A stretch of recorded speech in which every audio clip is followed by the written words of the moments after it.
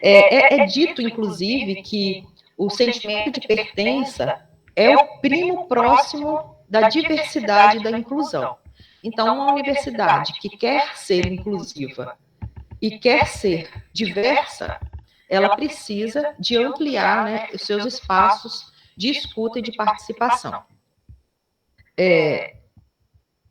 No aspecto do desenvolvimento humano, o sentimento de pertença talvez seria uma das poucas características humanas que independe da cultura. Então, em qualquer lugar, em qualquer espaço desse universo, né, as pessoas têm necessidade de se sentir inclusas e pertencentes ao seu grupo social. E é assim que a gente vai se constituindo enquanto pessoas, é assim que a gente vai se constituindo enquanto professores, enquanto diretores, enquanto alunos, enquanto comunidade universitária.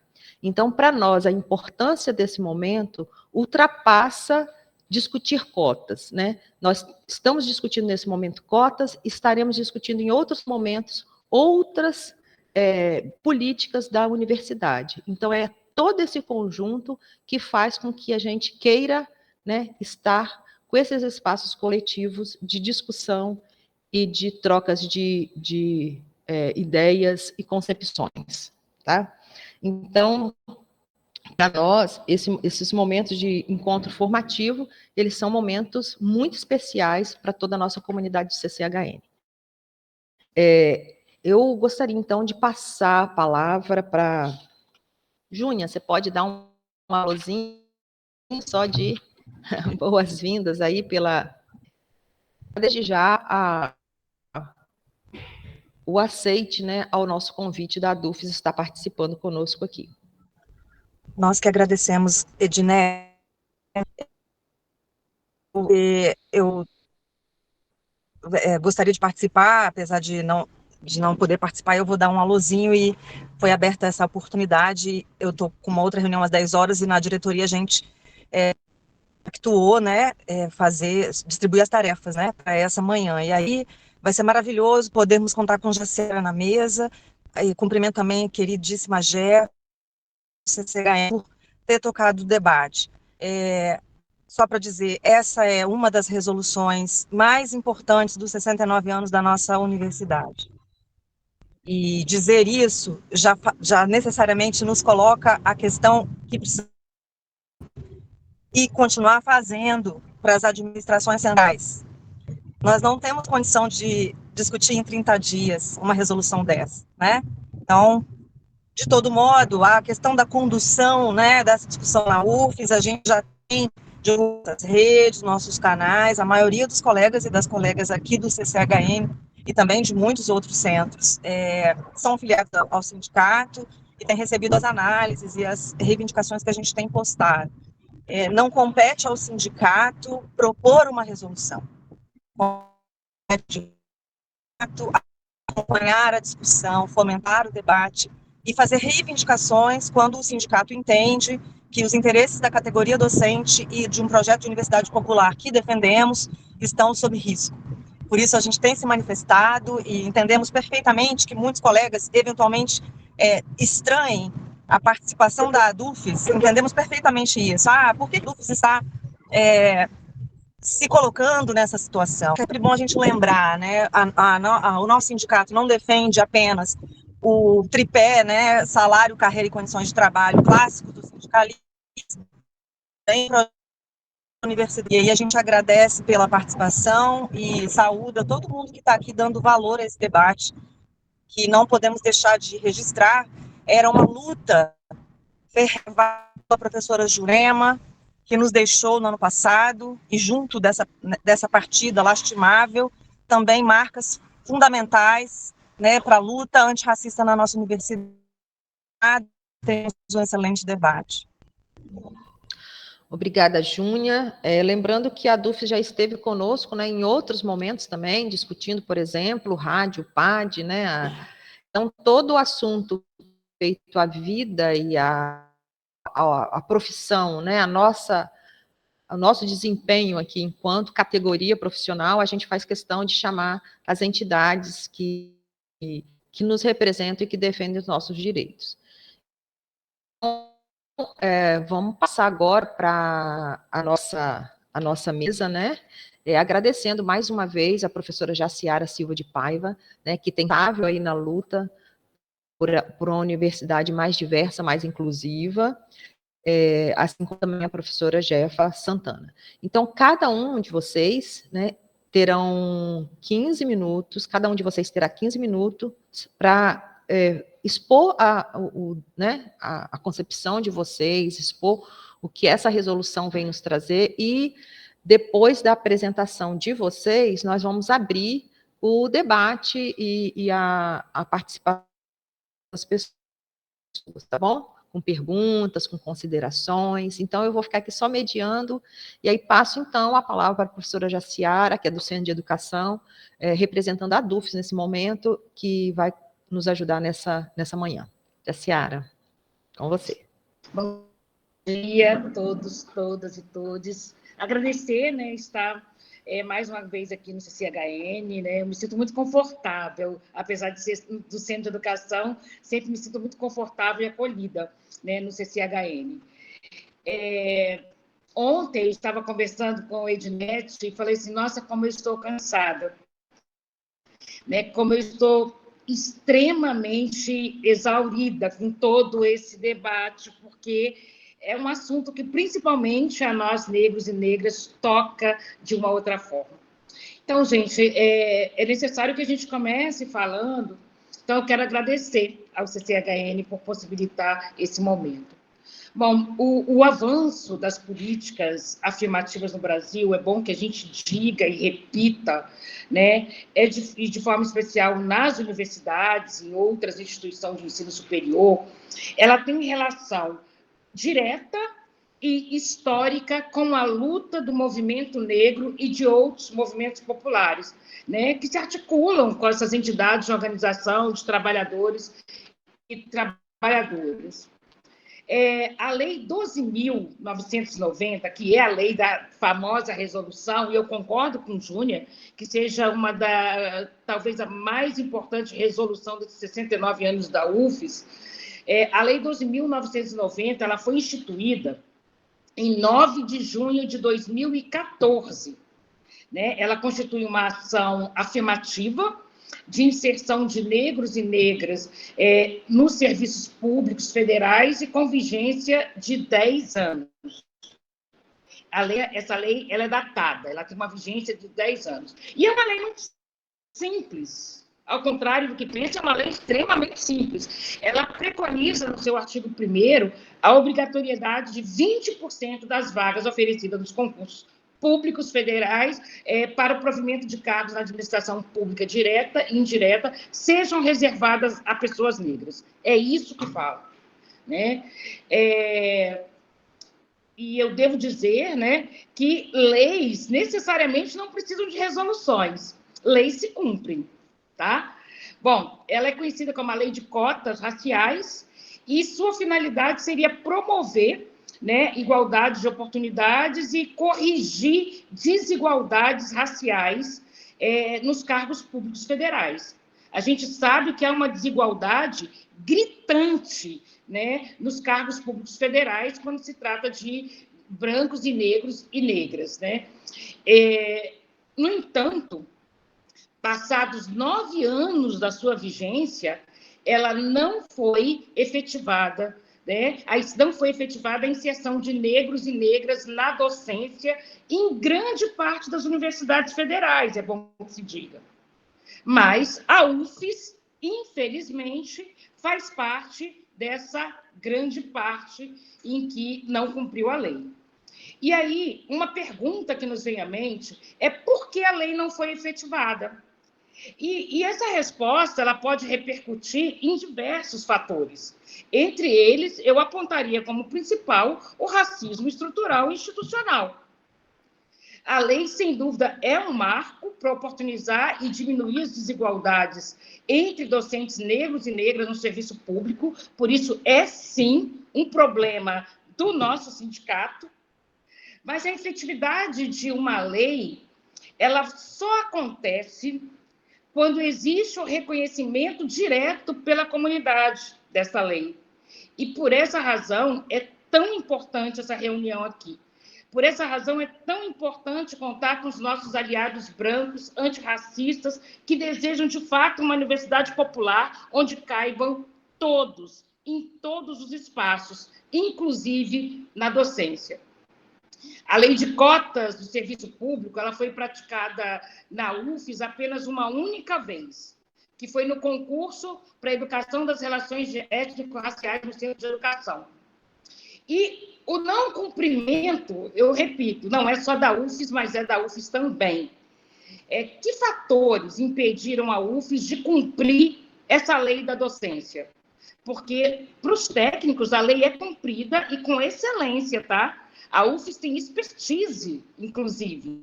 É cumprida de forma, a gente tem que bater palmas, né, para o projeto em relação aos técnicos. Então, que fatores impediram a UFES de cumprir a lei da docência? Um deles se relaciona aos editais que são publicados. As vagas são fracionadas de forma que nunca excedem a mais de 3 vagas. Dessa forma, acaba não havendo uma reserva de vagas para candidatos negros e negras. Então, assim que a lei foi promulgada, deveria ter existido uma mudança nos editais da UFES, deveria ter ocorrido logo após a promulgação da lei, mas isso não ocorreu. Então, uma lei prevista para durar 10 anos, no 9º ano, né, após tensionamentos do movimento negro, do próprio STF, né, que orienta, olha, são 3 vagas, 2 para ampla concorrência e uma para reserva de vagas. Após tudo isso, né, o tensionamento do movimento negro, da UFES, a UFES pensa em realizar alterações no edital. Em Minas Gerais, por exemplo, o Ministério Público ele foi acionado e, de acordo com a manifestação do Ministério Público de Minas Gerais, apontando que o fracionamento de vagas inviabiliza a lei de cotas. E é manifesto que o Instituto Federal de Minas Gerais, o Ministério Público falou, transgride esse dever de estabelecer mecanismo de fracionamento de cargos postos em concorrência, mediante concurso, inviabilizando a consecução plena dos fins almejados na Lei 12.990 de 2014. Isso é muito sério. Isso é em relação a Minas Gerais, mas também pode ser em relação à UFES, se o Ministério Público for acionado. É muito sério quando gestores deixam de cumprir uma lei federal. Isso pode implicar, posteriormente, a lei vai ser avaliada no fim dos 10 anos, isso pode implicar em suspensão de recursos, por exemplo, se o movimento negro resolve entrar no Ministério Público Federal. Isso é muito grave, né? Talvez por isso que se esteja correndo agora para tentar dar um jeitinho. Bom, evidencia, então, que existe em concursos públicos uma problemática relacionada à lei de cotas raciais em razão do fracionamento das vagas no editais, que pode desencadear, né, uma limitação de participação de candidatos negros e negras no Serviço Público Federal. Dessa maneira, a implementação de uma política de cotas, né, raciais sem observar a real aplicação é ferir as garantias fundamentais do princípio de igualdade. Olha como isso é grave, gente. Olha como é grave o que a UFES tem feito nesses últimos 9 anos. Nós vivenciamos uma estrutura social discriminatória e racista no Brasil, contexto com o qual a UFES não fica de fora, fracionamento de editais, falta de esclarecimento nos critérios adotados em resoluções internas acabam afetando a efetividade da lei. Dessa forma, nós temos hoje uma proposta de resolução, mas ter uma resolução como essa que foi proposta, com lacunas graves, a gente lê a resolução, não entende um monte de coisa, sem reparações devidas, terminará, né, por sairmos novamente do processo de não efetivação, vai acontecer que a gente vai sair de um processo de não efetivação da lei para um processo de efetivação capenga e que não atende o povo negro, que não trará a diversidade da docência que essa universidade merece ter.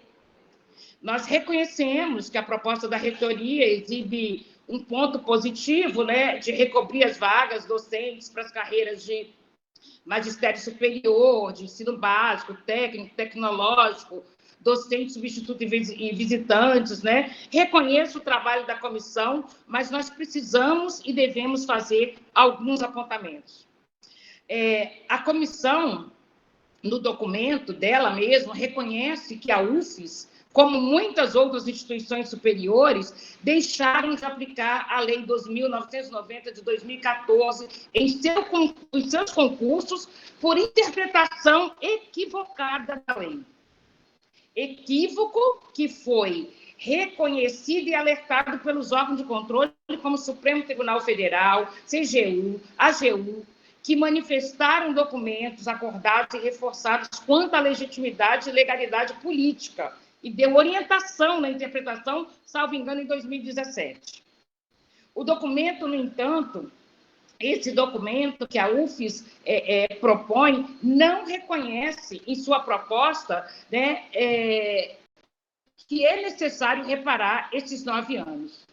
Então, nós consideramos também que teria sido fundamental, né, ao se elaborar esse documento, escutar os movimentos sociais que são protagonistas dessa luta, os coletivos de base da universidade. Eu não fui escutada em nenhum momento. Eu tenho falado o tempo todo, mas em nenhum momento eu fui escutada. Né? Os coletivos de base precisariam ser escutados, que representam seus trabalhadores e trabalhadoras, para que uma normativa e uma proposta desta envergadura, que representa uma reparação histórica, né, fosse de fato elaborada. Eu não estou dizendo com isso que os movimentos e os coletivos, o ADUFES, devem elaborar uma resolução, como o Júnior colocou. Não é a nossa competência elaborar a resolução, mas eu estou dizendo que a administração deveria ouvir os movimentos e coletivos. Se tivesse ouvido, certamente teria condições de elaborar uma resolução que viesse ao encontro, né, da necessidade de equidade social que essa universidade possui. As universidades públicas, elas são espaços que devem influenciar no processo de construção do indivíduo. Por essa razão, é essencial que esses espaços sejam frequentados por todo tipo de pessoa, a fim de que a representatividade não fique restrita apenas a um grupo. Nossos estudantes negros e negras, pessoas com deficiências, indígenas, que chegam à universidade através das cotas, têm necessidade de espelhos pretos, com deficiência, espelhos indígenas, em todas as áreas de conhecimento. Dessa forma, eu penso que escutar os movimentos, escutar a base de trabalhadores para uma normativa dessa envergadura, que representa a reparação histórica, representa uma virada de chave, um divisor de águas na UFES, escutar esses movimentos, escutar os trabalhadores, seria condição sine qua non. A cobrança pelo cumprimento de lei de cotas na UFES não é uma cobrança que começa agora, né? O movimento negro capixaba tensiona a UFES há pelo menos há décadas, né? Em suas diversas administrações. E a ADUFES começa com essa cobrança de forma mais pragmática em 2019, quando o próprio Andes, né, assume isso. Né? E a ADUFES aqui, através do GT, PCGDS, que culminou com cobranças ao CEP, né, ao reitor. Eu mesma fiz essa cobrança numa das reuniões do CEP, ao reitor. Né? E, finalmente, a formação por parte da reitoria de uma comissão, né, para elaborar a minuta de resolução, mas uma comissão só com pessoas da administração, e que em nenhum momento convidaram o movimento negro ou representação de professores para conversar. Né? O que, ao meu ver, compromete, né, e termina afetando a efetivação da lei. Não se faz uma resolução dessa envergadura sem ouvir quem é devido. O racismo institucional é uma ferida que não se fecha, e ela é inflamada todos os dias pela não escuta e pelo exercício do silenciamento. Voltar às pressas com a resolução. A DUF está pedindo desde o início do ano, e, de repente, volta-se às pressas com a resolução para os centros, não resolve problemas. Muitos de nossos professores sequer sabem direito do que se trata. A resolução ela é colocada de forma que não está compreensível, né? Se o movimento negro, ou professores negros e negras e aliadas antirracistas tivessem sido chamados desde o início para contribuir na elaboração dessa resolução, né, eu garanto que o resultado seria outro. Poderíamos ter ido em todos os centros, todos os departamentos, no processo até educativo, pedagógico, né, para que essa lei fosse explicitada, ouvir a comunidade acadêmica. Isso poderia ter feito surgir uma resolução diferente. A DUFES, desde fevereiro, apontava preocupação com a referida comissão, composta exclusivamente por membros da reitoria, sem a participação de representantes de segmentos da base do sindicato. Inclusive, foram enviados vários ofícios falando dessa preocupação. Em março, foi publicada uma matéria no site da UFES, informando que a reitoria encaminhou, né, diretamente a minuta da resolução ao CEP. Logo após a notícia, a DUFES enviou reivindicações à reitoria, solicitando que a proposta fosse encaminhada para as bases. Isso em março, sem respostas. No dia 12 de abril, a DUFES, junto com 19 representações de movimentos coletivos, órgãos, DCE, Sintufes, se reuniu aqui na nossa sede, e contamos também com a participação de membros da Comissão de Política Docente, que é a professora Thaís e o professor José Luiz dos Anjos, para fazermos apontamentos da proposta que está sobre análise. O PCD também esteve aqui conosco, tá, gente? O objetivo, a gente está fazendo muito junto isso. O objetivo não era fazer, nosso objetivo da reunião não era fazer remendos em uma resolução, né? Mas sim apontamentos. É bom que se diga que, já falei, que nós reconhecemos, né, o ponto positivo em relação à reitoria de tentar recobrir as vagas, né? Mas o coletivo reunido, então, ele encaminha as seguintes reivindicações que são enviadas para a reitoria. Primeiro, o coletivo diz: essa proposta é lacunar, pois não prevê a forma como a UFES vai efetivar a reparação dos 9 anos que a lei foi descumprida. Gente, isso é muito sério. Uma lei de 10 anos foi descumprida por 9. A reparação já era para ter feito lá atrás. Né? Então, assim, a resolução não fala nada, é como se falasse assim: a partir de agora a gente começa, tá? Isso me lembra a abolição dos escravizados. Olha só, daqui para frente está todo mundo livre, esquece o resto. Ué, de novo a gente está repetindo isso? A resolução não prevê nada em relação à reparação pelos 9 anos. A reparação pelo descumprimento se torna, inclusive, pedagógica para a comunidade acadêmica e para a sociedade capixaba, porque vai demonstrar a disposição e necessidade, né, de restituir, de alguma forma, conjunturas violentas e opressivas sobre as quais se edificaram grande parte das instituições, né, de que usufruímos. A UFES precisa ser, de forma transparente, demonstrar quantas vagas poderiam ter sido ocupadas de 2014 e onde, pela proporção da lei, para que essas sejam devidamente garantidas, né, ao povo negro e PCD e as pessoas com PCD. É imprescindível constar na resolução como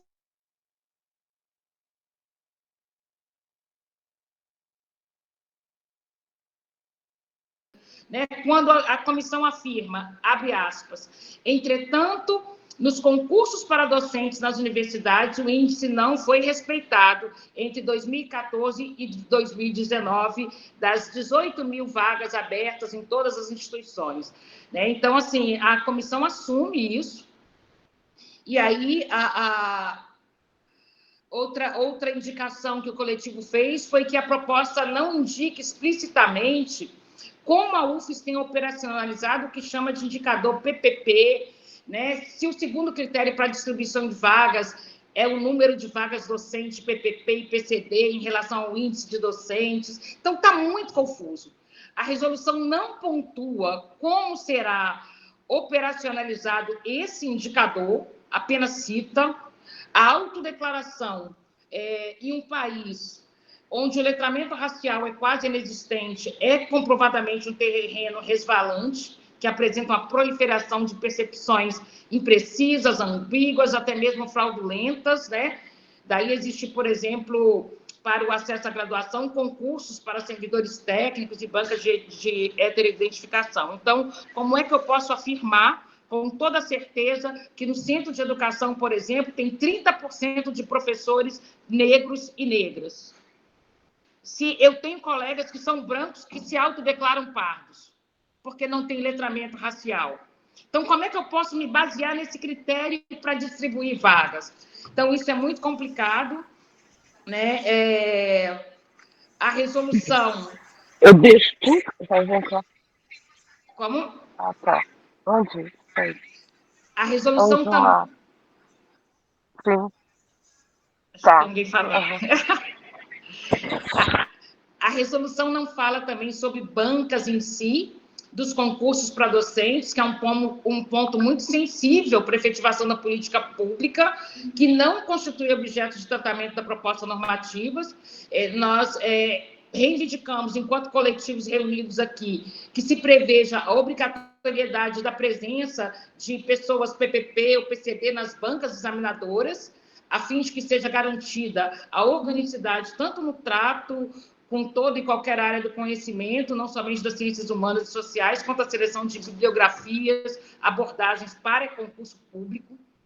A proposta de resolução não indica se os candidatos negros poderão migrar ou não para ampla concorrência, caso sua nota seja alta, mais alta que a nota dos primeiros candidatos. Esse constitui um ponto fundamental, e uma vez que o seu candidato negro, que obtiver nota para ser aprovado na ampla concorrência, pode ter sua vaga de cotas preenchida por outro candidato negro. E para a devida implementação da nova resolução, será também, a gente pensa que será necessária a revisão da resolução dos concursos para docentes da UFES, em especial nos critérios para aprovação para as etapas do concurso e da constituição da lista final de aprovados, né? Visto que o texto atual limita 5 candidatos por vaga para a realização da prova didática e subsequentes, reduzindo a possibilidade de participação do candidato cotista. Em relação ao critério que diz respeito ao sorteio, isso é muito estranho para nós, né?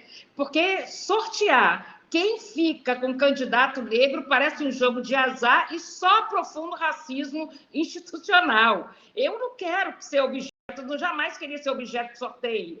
Quem é que fica com o negro? Né? Isso é complicado, a gente tem reservas em relação a isso. Independente do cálculo que se faça, é anexado... que se faça é a tabela anexada à minuta da resolução, que vai indicar quantas vagas serão reservadas. Para a PCD, só se indicar a reserva a partir de 5 vagas, com base no total de vagas do edital e não com base na inexistência de PCD em uma área, prejuízo para o PCD. O percentual tem que ser feito pelo cargo, conforme jurisprudência existente. Então, são muitas lacunas, são muitas dúvidas.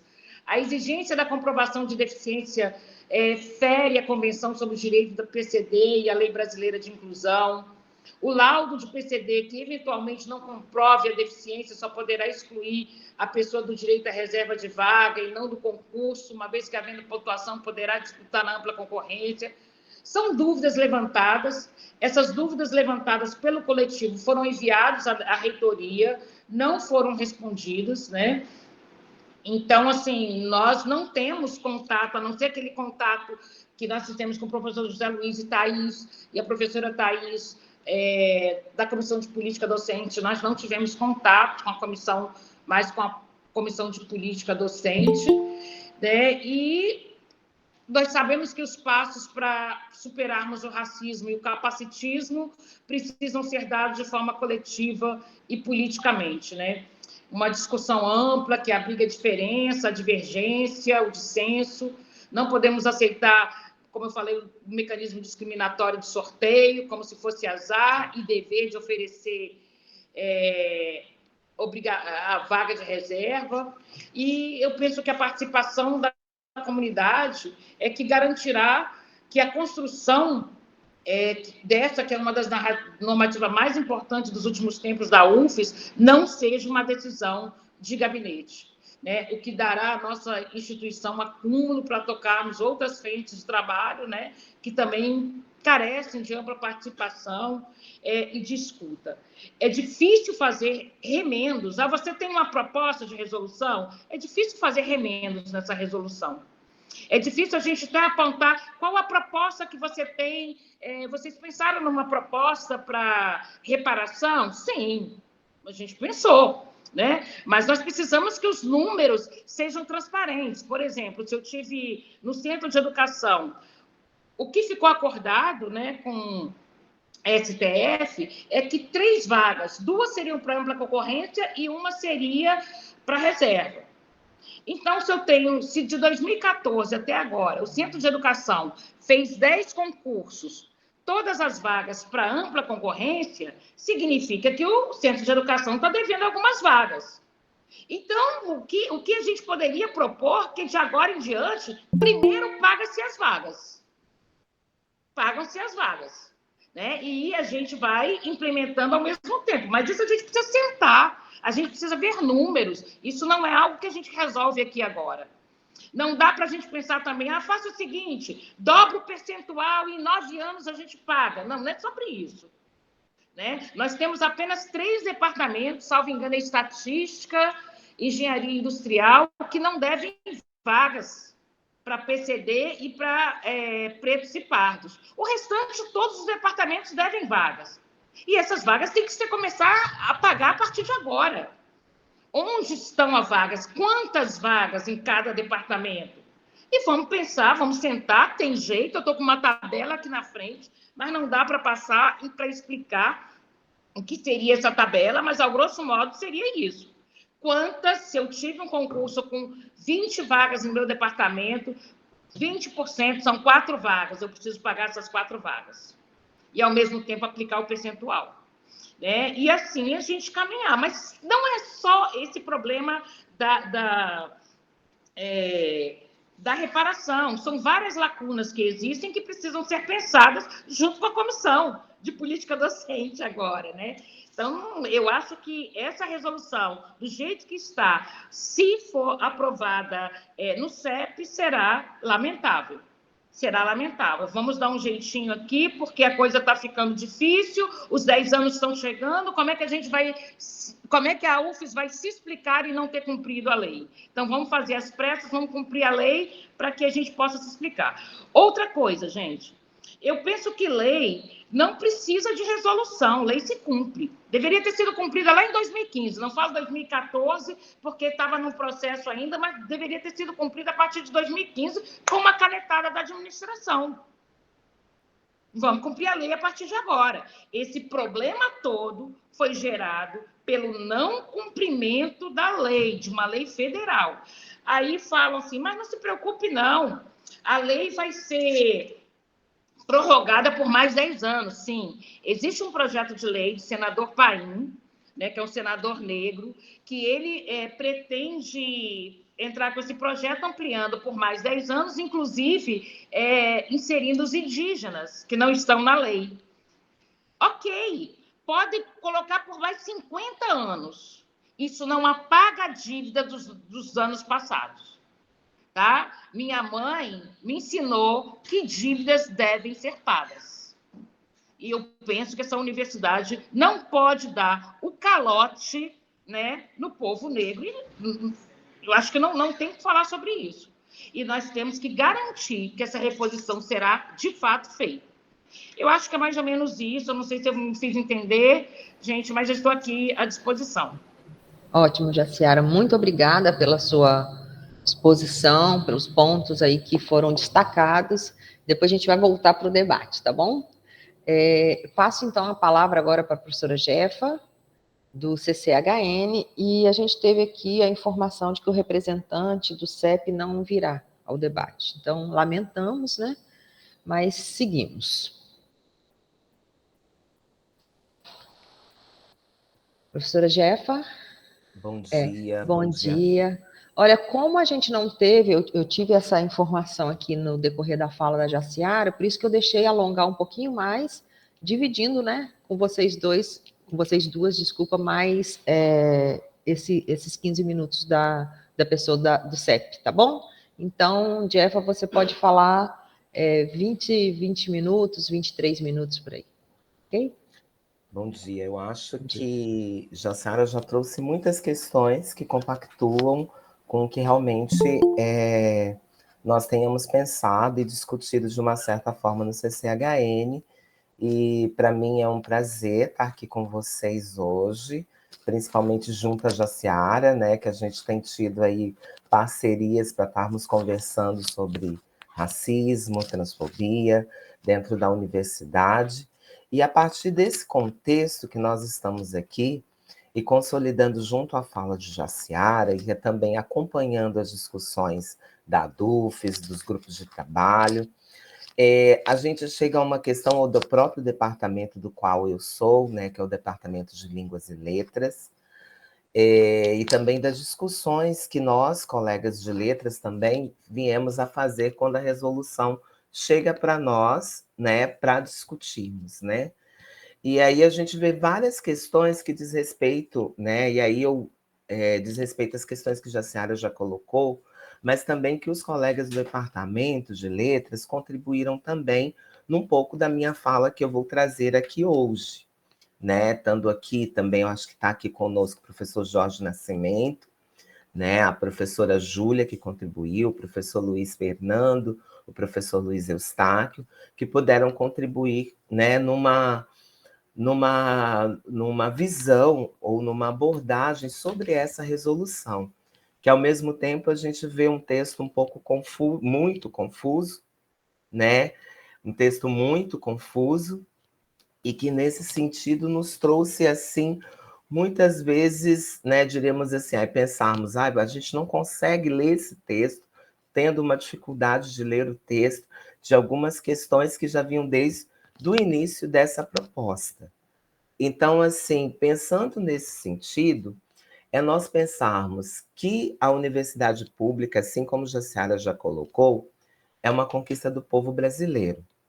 E sendo, sobretudo, financiada pelas trabalhadoras, pelas pessoas trabalhadoras e pelas pessoas trabalhadoras anônimas, historicamente é excluído de uma institucionalidade científica e profissional, né? E aí a gente toma isso, como a Jaciara já colocou, como sendo o racismo institucional.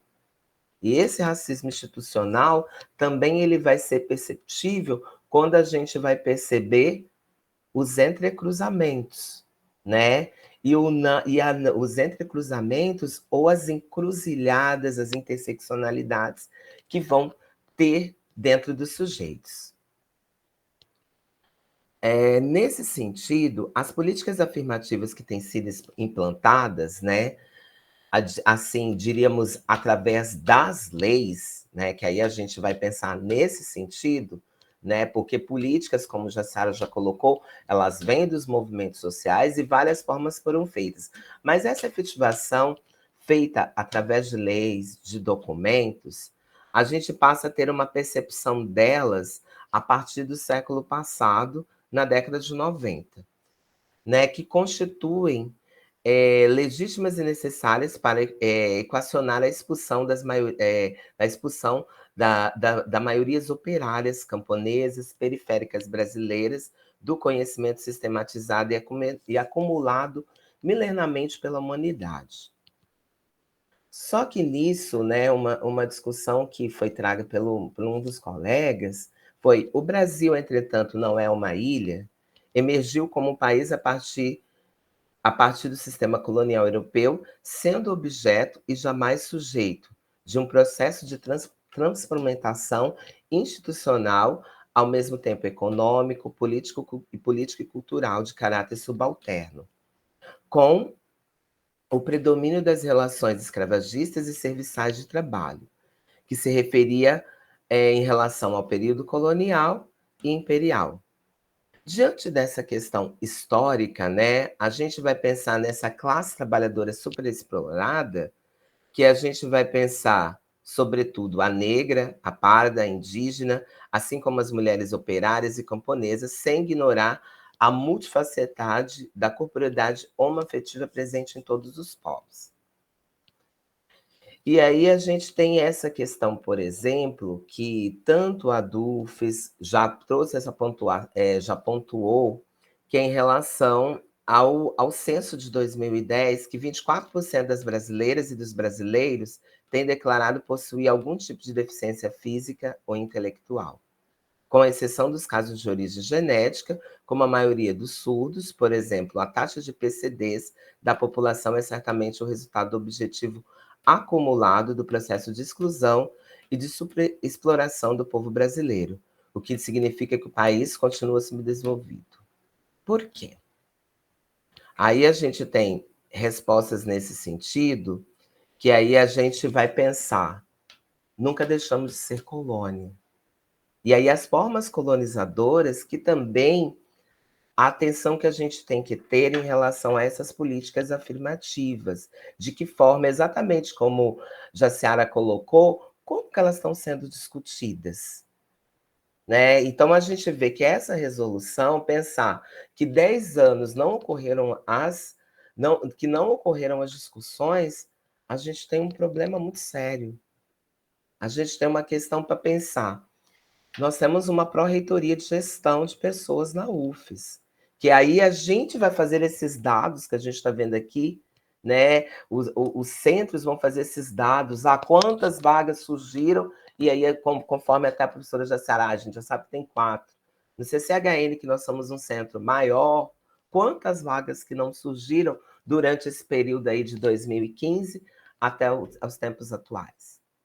Né, diríamos aí do próprio departamento de letras, das vagas surgidas, né, fazer esse percentual, a gente já vai perceber quantas vagas são necessárias, né, nesse movimento, né, dessas questões voltadas a pessoas negras e pardas, cotas, e para pessoas com deficiência.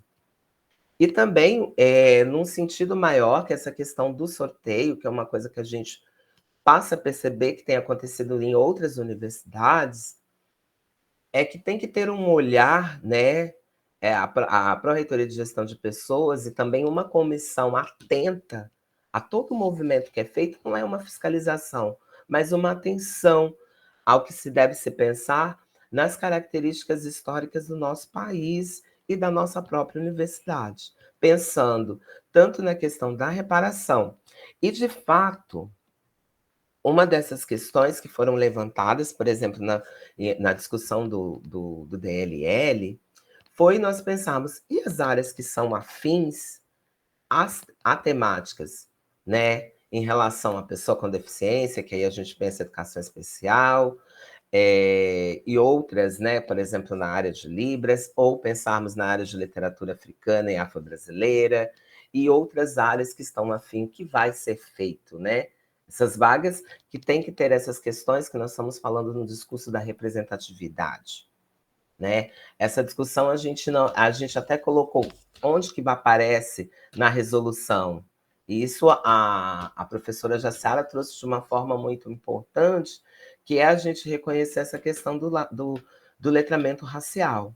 E quando a gente pensa essa questão, é a gente pensar, né, quem de fato vai se afirmar como pessoa negra, né?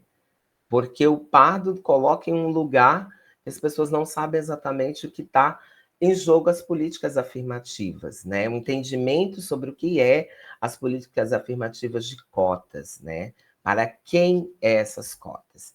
A política ela está prevista para quem? Quem é o público-alvo da política? Né? Diante de toda a questão histórica que nós vamos ter a percepção de vários racismos que acontecem no país, né? Desde o institucional, o estrutural, e que medidas a gente vai fazer isso como forma de combate. Então, pensar nesse sentido enquanto movimento, enquanto falando quando uma pessoa negra e uma pessoa trans, não binária, pensar que lugares e que propostas a gente, de fato, e essa resolução vai atingir, de fato, a população negra e a pessoa com deficiência.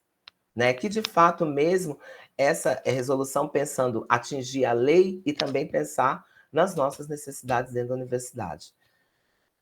Outro ponto aqui que eu queria trazer é pensar que, falei dessa questão, que é absolutamente indispensável que, neste contexto, a universidade pública brasileira seja a universidade necessariamente comprometida com a emancipação integral do povo brasileiro, econômica, social, científica, tecnológica, cultural e epistemológica. As políticas afirmativas não podem ser alheias a essa tarefa absolutamente urgente e paradoxal adiada, tanto mais ignorada às instituições, inclusive ao sistema de ensino, funcionarem como pivôs da estrutura de dependência da metrópole da ocasião. Né? Quando traz esse pensamento, é pensarmos nas políticas imperialistas que influenciam nos nossos sistemas econômicos, quando a gente pensa principalmente as políticas estadunidenses. Né? Que não necessariamente temos que pensar o quê? Que de fato é o nosso pensamento social brasileiro para atingir políticas afirmativas no nosso contexto. E isso muito mais presente através dos movimentos sociais negros e dos movimentos, diríamos aí, das pessoas com deficiência. Pensando isso, nós deveremos pensar em duas propostas, né, do contexto mais amplo.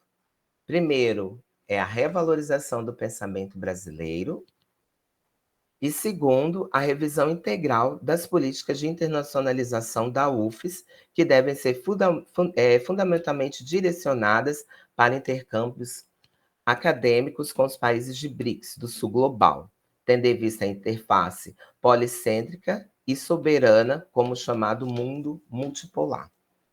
Né, trazendo aí as palavras, né, da professora Júlia, do professor Luiz Eustáquio e do professor Luiz Fernando, pensando nesse sentido mais amplo de pensar todas essas questões que eu fui apontando, que eu acho que agora, né, eu acho que o mais importante é a gente fazer o debate, porque eu acho que na minha fala também muitas questões a professora Jaciara já trouxe, né, e para a gente fazer uma discussão mais ampla, porque chegar com aquela resolução e a gente, num grupo, discutir ponto por ponto, às vezes é um pouco assustador, porque existem questões ali que, às vezes, na nossa leitura, né, e nas nossas especificidades em como áreas, nós vamos, né, pensar o quê? Né, naquele texto que tenha uma série de dificuldades ali de entendimento, né, para que a gente possa apontar de fato. E eu acho que o mais importante, que foi tendo agora, observando a fala de Jaciara, realmente, ponto, temos que cumprir essa lei e fazer a reparação. É isso, gente. Espero que tenha contribuído e que a gente possa fazer mais discussões. Muito, muito mesmo, Jefa. Obrigada, Jaciara, tá? Muito boas falas de vocês duas, assim, foram em pontos fundamentais dessa, né, das lacunas, apontando as lacunas da resolução, e a gente gostaria agora de contar com a colaboração, contribuição de todos os participantes. Então, a gente vai fazer aqui um acompanhamento, né, Plínio? Você ajuda aí? Plínio vai nos ajudar aqui nas inscrições, tá? Então, eu vi que nós já temos o professor Aguinaldo, Ana Cristina, Herbert, a própria Jefa. Então, vamos lá. Vamos fazer o seguinte, vamos fazer bloco de 3 em 3, e aí eu passo para uma das nossas duas convidadas responder, ok? Então, professor Hélio. Edinete, muito obrigado. Me ouve bem? Ouvimos bem. Bom, pessoal, meu nome é Elison Queto Filho, eu estou na direção do CCJE e eu gostaria de agradecer a possibilidade de participação, Jaciara, e assim, te agradecer porque você esclareceu diversas dúvidas que eu tinha com relação à resolução e eu queria só fazer alguns apontamentos para a gente trocar umas ideias. Primeiro, também te agradecer pelo reconhecimento de pessoas brancas antirracistas, né? Eu falo que eu tenho todos os privilégios que um ser humano, que a sociedade dá a um ser humano, e repudio todos, homem, hétero, alto, branco, escolaridade alta, professor da UFES, tudo que eu posso ter de privilégio eu tenho, eu repudio. Eu não gosto, faço questão de dizer às pessoas que eu não quero os privilégios, e acho que tem muita reparação para ser feita, e vou contribuir sempre que eu puder com isso. Mas uma dúvida, Jaciara, assim, eu pedi ao projeto a planilha com a autodeclaração de pessoas, aí a imensa maioria é parda, né? 18% é parda e 3% se declara negra, mas aí você estava dizendo, e essa é uma primeira dúvida, que é assim, essa autodeclaração não pode servir como elemento concreto para a gente analisar se as pessoas são mesmo negras ou não na UFES. É isso mesmo? Quer dizer, a gente precisaria fazer um outro levantamento? Essa é a ideia? Essa é uma pergunta, porque eu tenho outras, eu acho que você pode colocar junto. A segunda, a título de sugestão, assim, eu fiquei pensando nessa questão da reparação, e talvez com um problema muito complexo como esse, né, assim, tem muita frente de trabalho. Eu não sei se vocês chegaram a pensar em a gente separar e dizer, olha, vamos fazer uma resolução para começar a funcionar. Pau, ela começa. E aí, Jaciara, assim, só pegando, eu concordo com você que a gente não precisa fazer resolução para uma lei, que é o mesmo caso lá das aulas online, mas assim, a gente precisa fazer uma resolução para regulamentar a lei, né? Quer dizer, não é muito fácil abrir o concurso de docente, porque as vagas são muito picadas. A gente precisa pensar ou numa resolução, numa instituição normativa, mas acho que é resolução, dizendo como que nós vamos operacionalizar essa lei. Acho que essa é a grande questão, que nós precisamos botar o cérebro para funcionar. Não tem dúvida que a universidade vai achar uma solução, né? Dizer que é difícil, aí a gente pararia todas as pesquisas que a gente faz, porque nós temos um problema muito mais difícil que esse para resolver nas nossas pesquisas, a gente acaba achando uma solução. Então, isso não é desculpa para não avançar, mas se vocês chegaram a pensar, e aí depois você me dizer assim, de repente, dividir o problema e falar, olha, vamos fazer a resolução daqui para frente e vamos manter aberta a discussão como é que nós vamos reparar, porque aí a resolução já começa a vigorar, né? A gente já começa a ter de agora para frente. Eu não sei se vocês chegaram a pensar nisso. E o último ponto, só para não tomar muito tempo, assim, eu acho que essa ideia da contar as vagas para trás é importante, a gente precisa fazer uma reparação. A gente só precisa tomar um cuidado metodológico, que é assim, a Jaciara hoje é professora negra da UFES. Pode ser que essa vaga dela, se tivesse sido aberta, acho que não é o seu caso, Jaciara, que você é mais antiga do que isso na universidade, mas pode ser que a sua vaga tivesse sido uma vaga para negro. Observa, você venceu todas as barreiras, inclusive a do racismo estrutural, e entrou na universidade. Mas poderia ser o caso, em alguns casos, eu acho que isso que a gente precisaria dar uma olhada, qual é o número de pessoas que são negras, que fizeram concurso e que não conseguiram entrar. Acho que essa é uma forma também de medir o passivo, dizendo, olha, a pessoa ficou em segundo lugar e nunca foi chamada, e ela era negra. E se houvesse o cumprimento da lei, ela teria entrado. Então, assim, esse último é só para a gente refletir, não é nem para esclarecimento, que um jeito de fazer é contar as vagas e dizer esse é o passivo, o outro jeito é dar uma olhada e falar, olha, tem muita gente negra que entrou aqui, que se tivesse duas vagas, um edital para negro, um para branco, ela passaria em primeiro para branco, na vaga de disputa geral, não, como é que chama? O edital geral, e aí abriria a vaga para o segundo colocado, que seria negro. Né? Essa é uma possibilidade. Outra possibilidade é dizer, não, só tinha uma vaga, era uma vaga de negro, essa pessoa estaria nessa vaga. Então, hoje, o passivo não seria desse tamanho. É só para a gente ajudar a pensar. Assim, mas, eu comecei a ler a resolução, não entendi quase nada do operacional da resolução, mas, pelo jeito, fiquei bem tranquilo depois que você falou, porque isso não é só comigo, né? Realmente está confuso, e faço esses questionamentos e passo a palavra para os próximos colegas para eu não monopolizar aí as perguntas. Obrigado, Ednete, obrigado, Jaciara, obrigado, Jeff. Obrigada a você, Hélio. Passamos para Aguinaldo, depois Ana Cristina, e a gente faz a escuta depois dos palestrantes. Aguinaldo. Olá, colegas.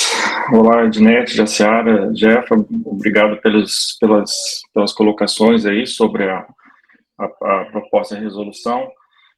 Só venho falar rapidamente aqui como representante eleito do CEP, né, dos docentes do CCHN, né, já fui um tempo aí com a Jaciara, até há pouco tempo a gente estava junto aí na luta, né, e atualmente com a Jefa, né, do CCHN, me colocando à disposição. Eu estou aqui escutando, né, estou fazendo meu papel de representante, estar aqui na escuta, ouvindo todas essas questões para, né, partir lá para a disputa, para o debate lá no CEP quando isso entrar em pauta.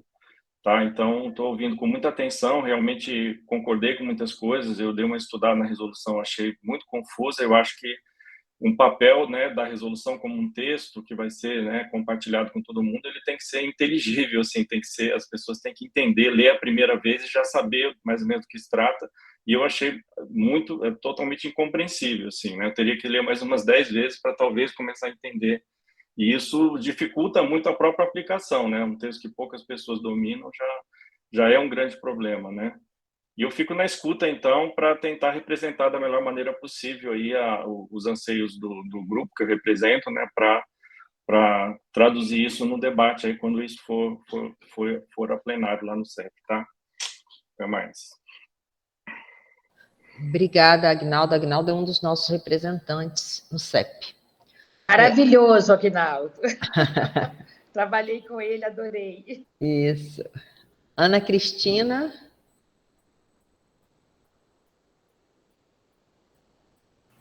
Oi, gente. A câmera, o áudio estava desligado aqui. Deixa eu abrir minha câmera. Ok, estamos te ouvindo bem, Ana. Estão ouvindo, né? Sim, estamos. Então, pessoal, bom dia, viu? Eu pedi muito, né, que viessem pessoas aqui explicar essa situação toda. Então, assim, agradeço muito aí a Jaciara e Jefa pelas palavras, né, e explicações sobre isso. Eu quero dizer assim, eu preciso dizer isso, né, que para mim isso tudo é muito novo, apesar de toda vez que as pessoas na universidade ou fora, né, da universidade falam em racismo, ficam sempre olhando para mim, né? E pensando assim, bom, ela precisa se manifestar, ela precisa dizer alguma coisa, né? Pelo contexto todo, né? E assim, geralmente eu não me manifesto, né? Então, geralmente, e há muitos anos, eu sou atacada de todos os lados e simplesmente não me manifesto.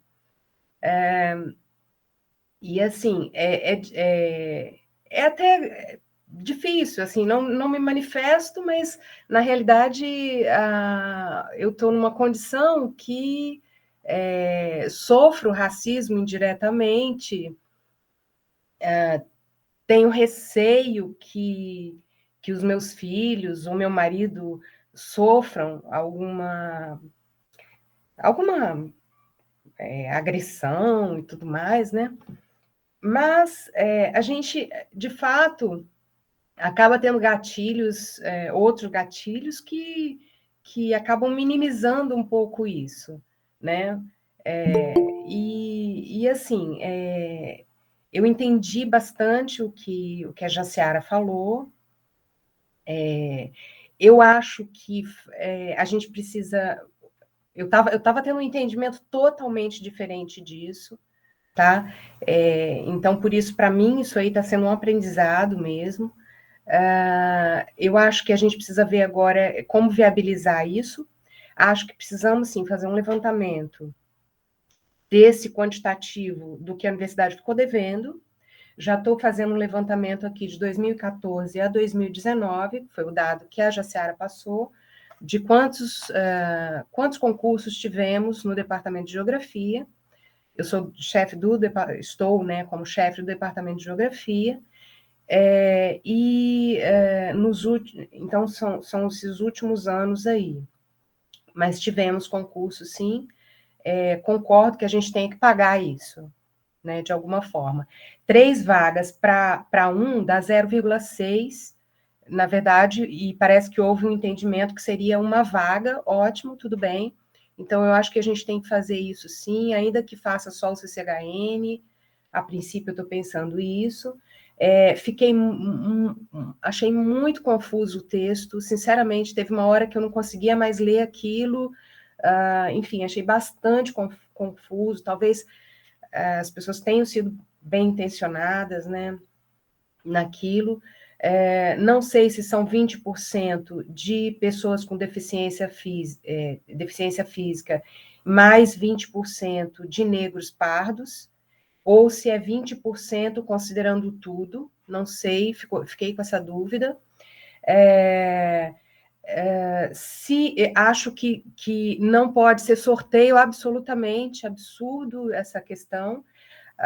Se, por exemplo, temos 20 professores no departamento, 4 equivale a 20%, então 4 deve ser dessa maneira, sim.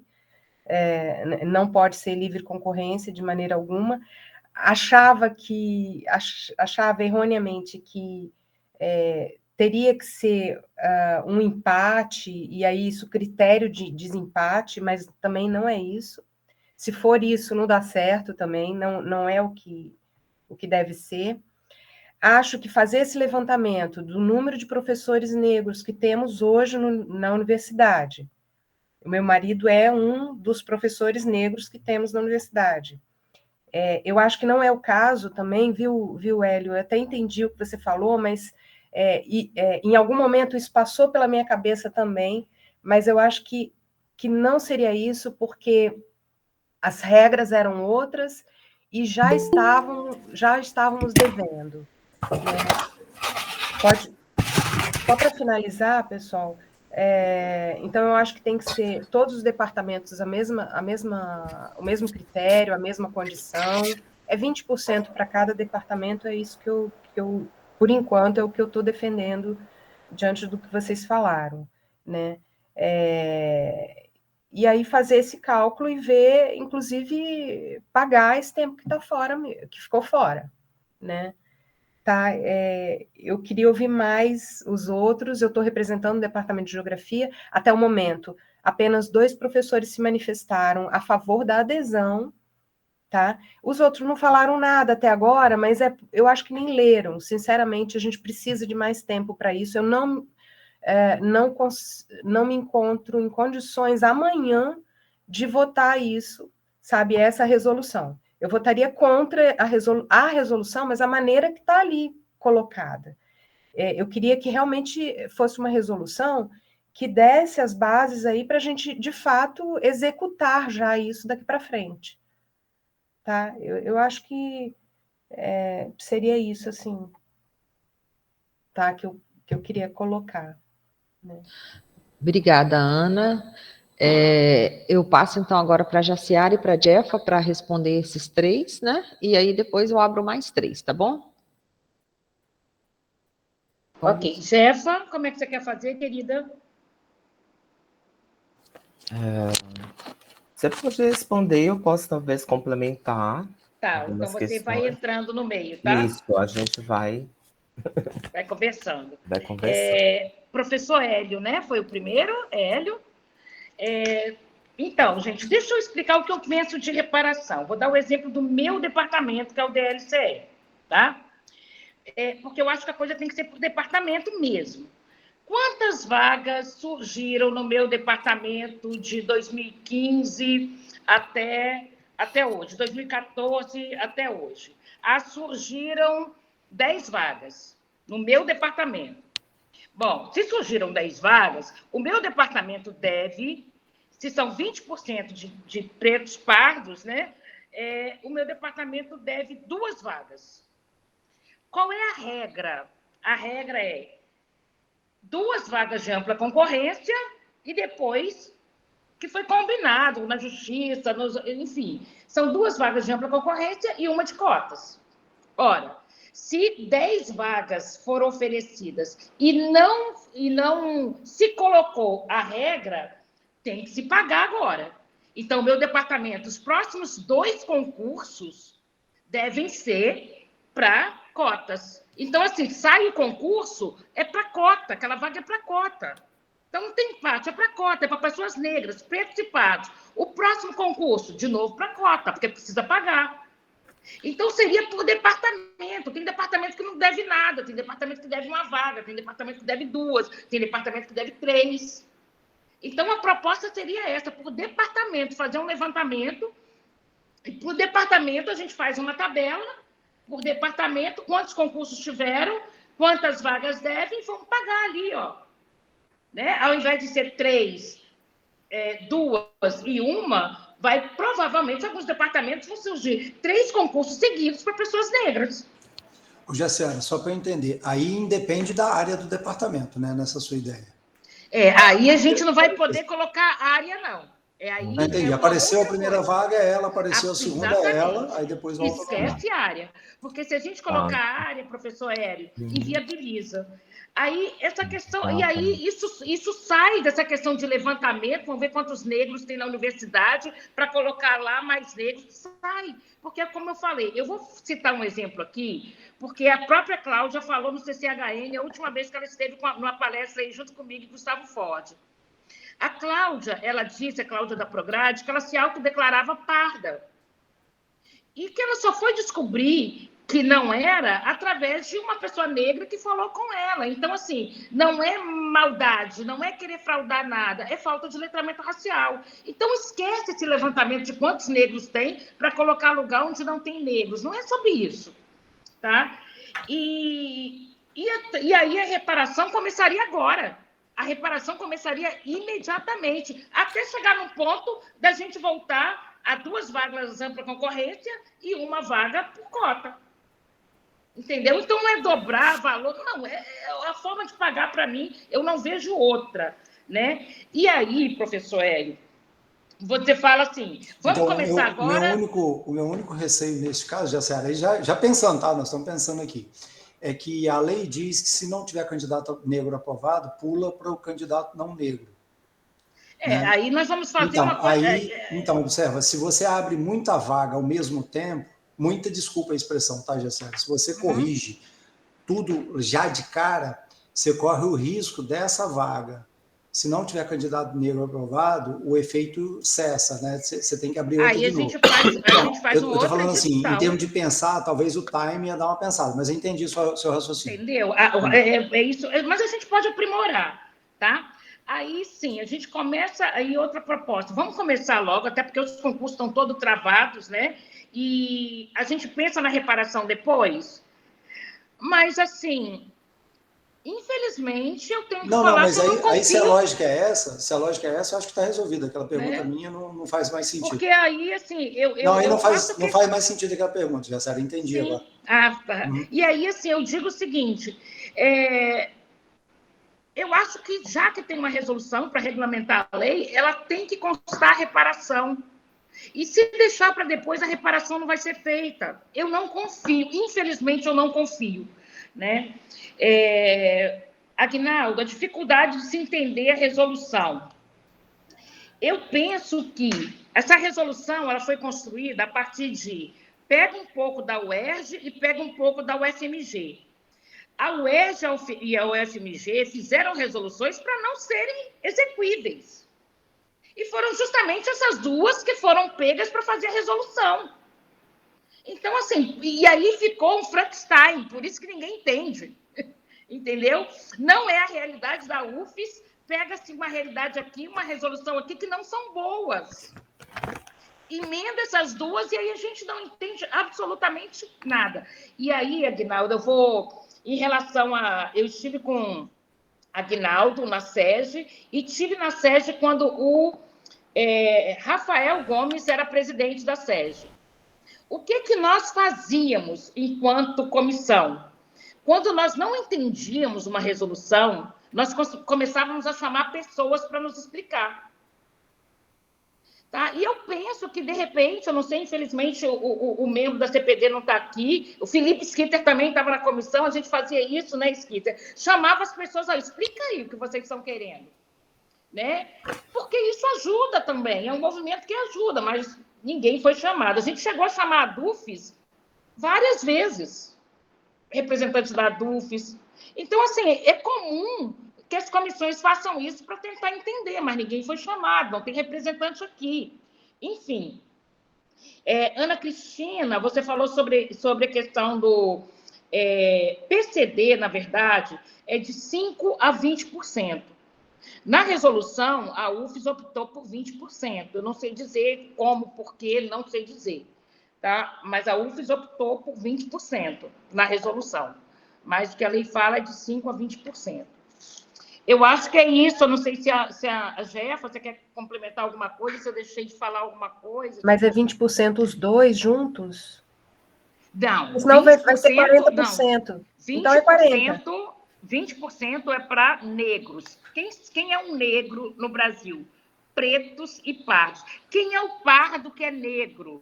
O pardo que é negro não é o branco. O pardo que é negro é quem possui um conjunto de características fenotípicas que fazem dele alvo do racismo. Eu sou uma negra parda.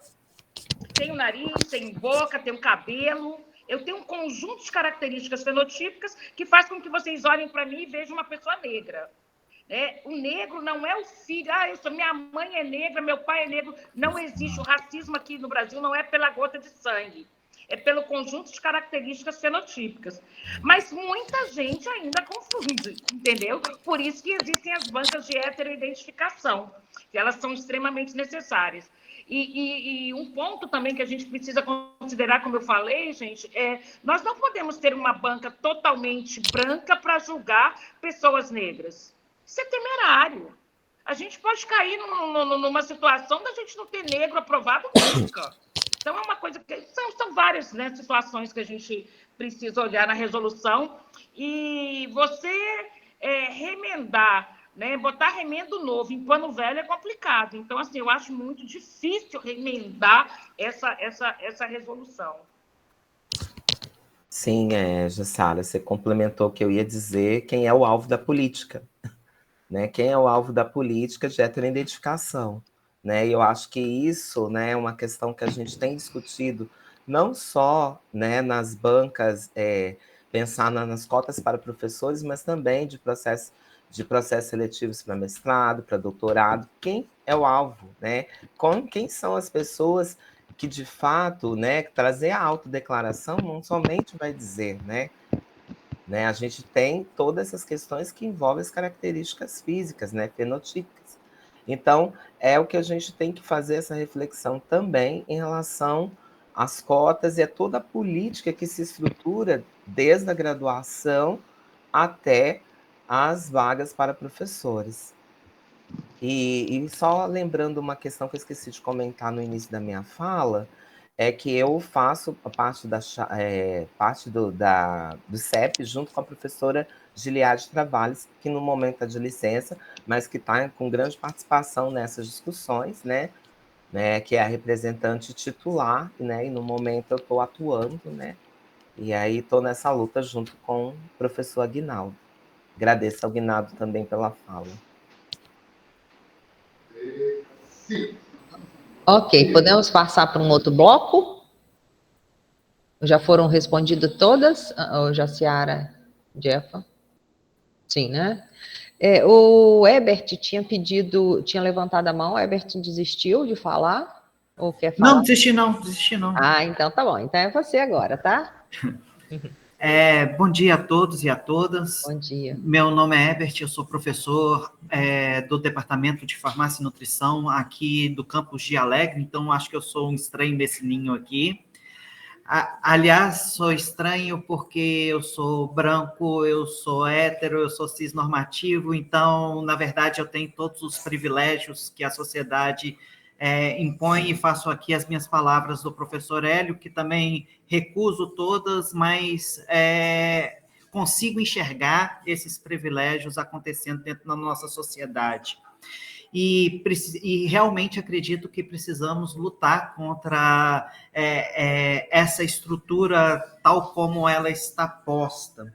E ainda bem que eu escutei a professora Jaciara na sua palestra de abertura, porque realmente, quando eu li essa proposta de resolução, me deu um incômodo assim, gigantesco nessa história de sortear aquele que vai ficar com esse cotista para do departamento. Acho que isso tinha que ser um processo natural, e isso fica parecendo assim, vocês vão brigar para quem não quer ficar, então vamos sortear aqui aquele que vai ficar. Isso me parece uma atitude mais racista do que o que nós já temos nesse meio. Então isso me deu um incômodo assim, muito gigante. E, ao mesmo tempo, eu vejo algumas coisas que inviabilizam uma série de atitudes dentro da nossa universidade. O fato da gente reduzir o número de contratações, por exemplo, para professor substituto, faz com que eu fique órfão de planejamentos, porque muitas vezes os fatos geradores de professores substitutos, eles não são programáveis, né? Uma mãe que ficou grávida, eu não sei se ela vai tirar a licença maternidade a partir do 6º mês ou a partir do 9º mês, assim que o menino nasce, porque a gente não sabe as condições de saúde.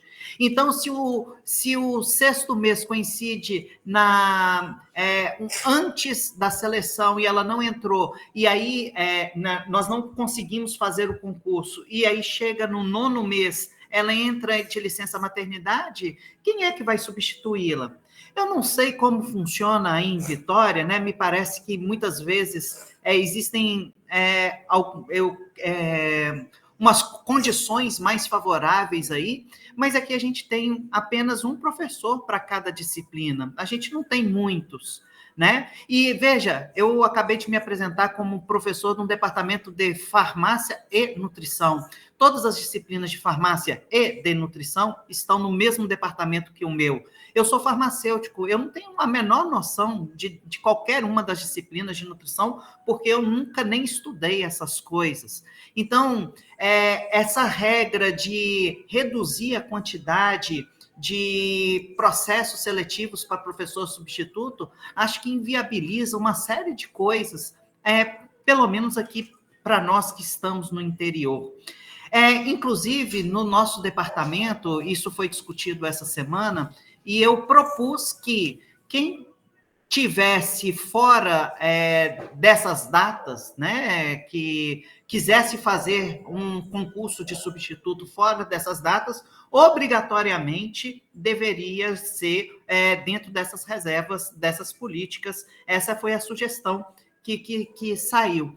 Mas, escutando novamente, eu gostei muito dessa proposta da Jaciara, eu acho que a gente fica inventando muita história e acaba complicando demais o processo. Eu acho que tinha que ser simples, do jeito que a Jaciara disse. Meu departamento tem 20 pessoas. A próxima vaga que abrir vai ser dessa vaga, até que se chegue, pelo menos, nessa proporção. Atendeu a esse critério de proporcionalidade, aí sim a gente abre vagas para ampla concorrência. Mas até que se atinja, vai ter que ser assim e ponto final. Então, era muito mais simples, né? Não precisaria de 4 páginas, não precisaria de sorteio, não precisaria de nada. Quantas pessoas tem no seu departamento? Você atende? Não atende. Então, que se abra para isso. Até o dia que atender. O dia que atendeu, vaga por vaga, conta, processo por processo, sempre abrindo. E atendeu. E não precisa de sorteio, não precisa de nada, não precisa de fazer nada. E é simples, e atende todo mundo. Vou abrir, eu quero abrir um professor efetivo semana que vem. Porque alguém surtou aqui, pediu demissão e foi embora. E já aconteceu vários casos aqui em Alegre, das pessoas saindo simplesmente porque não querem mais estar aqui. Foi embora. Quero abrir o concurso na próxima publicação. Seu departamento atende? Não atende. Então, que se abra e ponto final. Não tenho que...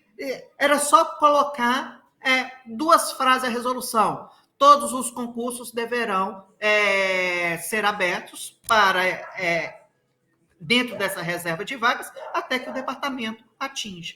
Mas se é para votar tal como o projeto está proposto, nós, no nosso departamento, a gente já falou que estamos muito preocupados com essa redução do número de concursos que vai ter para professor substituto, assim, muito preocupados mesmo, e nós estamos favoráveis a que se haja reserva de vagas, mas isso inviabilizaria, e é isso que eu queria colocar aqui nesse momento.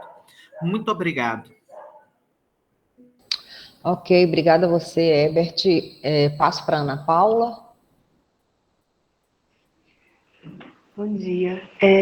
Eu sou professora do Departamento de Psicologia, não falo como representante, falo como docente do departamento.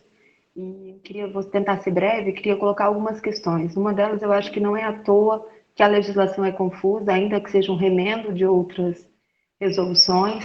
Eu acho que a confusão é exatamente uma tentativa de não mexer nos privilégios que a gente vem situando. Eu queria apontar que o Departamento de Psicologia, e tem representantes nele, tirou uma posição na última reunião, para levar para a reunião de amanhã, no CCHN, mas eu queria dizer que um importante, assim, que nós temos um departamento de 25 professores. Eu acho que o que importa neste momento não é exatamente a autodeclaração, mas desses 15 tiveram entradas no período de 2014 a 2021, portanto, todas as 15 vagas foram de ampla concorrência. Eu acho que esse dado ele precisa ser realçado. Isso não implica quem entrou na vaga, se era uma pessoa PPI ou pessoa com PCD. Isso não importa, porque foram vagas destinadas à ampla concorrência. Então, a restituição é sobre o quantitativo, que seria, no mínimo, 20% de 15 vagas seriam 3 vagas destinadas. Então, nenhum sorteio nos atende de forma nenhuma e nem ao longo do tempo, porque neste momento nós temos 2 vagas disponíveis para a realização. Teríamos, portanto, então, 17 vagas do montante para fazer a porcentagem correta. Lembrando que o Departamento de Psicologia, em todos os concursos que realizou, em todos os debates, apontava que não estávamos cumprindo a lei pelo próprio modo de fracionamento do concurso. Então, eu fiz questão de dizer que eu não sou representante, porque eu acho que isso é uma questão de responsabilidade de todos os docentes que compõem os departamentos, porque nós votamos, nós fizemos ou não fizemos a legislação ser cumprida. Então, eu não acho que isso é uma responsabilidade apenas dos representantes, é cada um, e acho que não é momento de falar se sou ou não privilegiada, acho que não é sobre isso, é sobre exatamente o quantitativo a ser reposto. Então, eu acho que não é possível fazer uma outra discussão que não seja discutir, de fato, como que esse numérico não pode ser turvo. Sabe? Eu acho que a resolução ela é completamente turva e eu não acho que é à toa. Eu acho que é uma forma de reprodução e de permanência de um racismo institucional e cotidiano. Obrigada, gente. Ok, agora é o Felipe Skitter. Olá, Felipe. Bom dia, tá me Bom dia. ouvindo? Sim. Gente, primeiro queria parabenizar o CCHN pela iniciativa.